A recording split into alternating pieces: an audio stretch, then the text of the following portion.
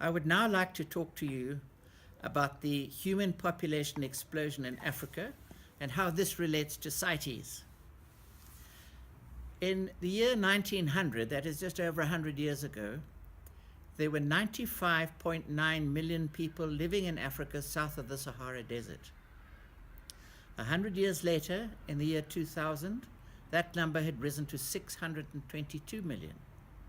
Today, there are approximately 750 million people living in the same southern part of Africa.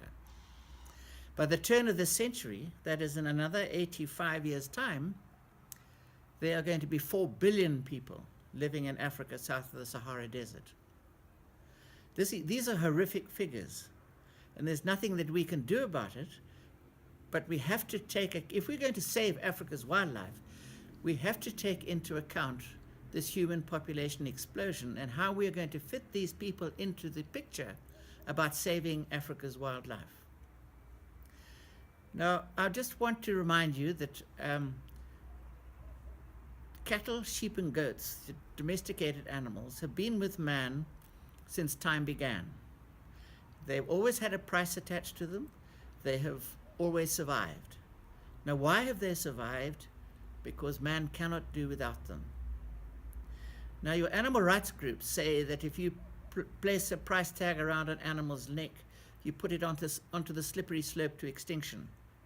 Well, that doesn't really work when you look at what's happening with the people's cattle, because they are, up until now, have been the most valuable animals to the people of any other.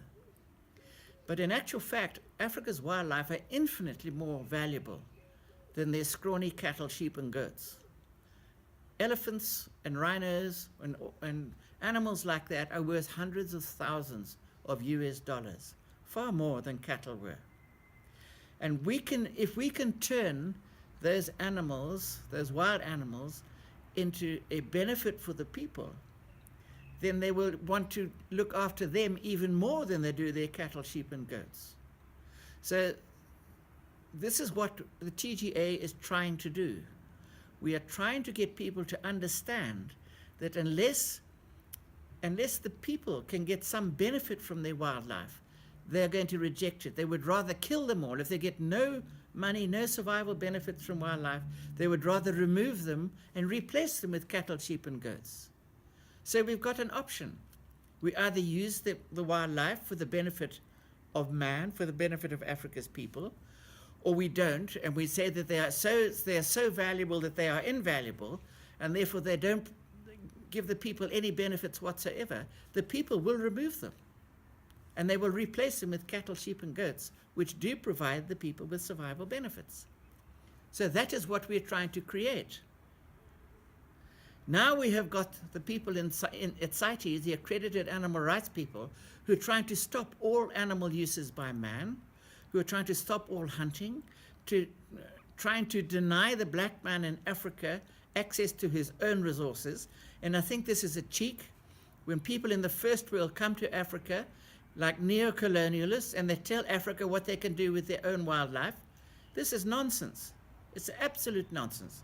So your animal rights are in fact standing in the way of progressive development that are going to save the wildlife and going to save the people.